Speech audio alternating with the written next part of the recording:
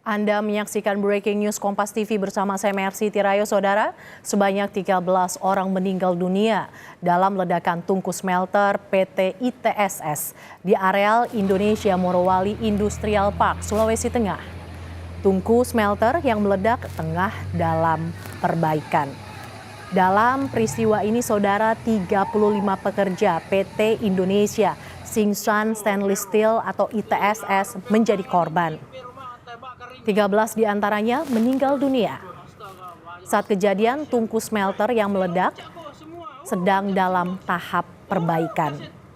Ledakan pada tungku smelter memicu ledakan tabung oksigen yang ada di lokasi tersebut.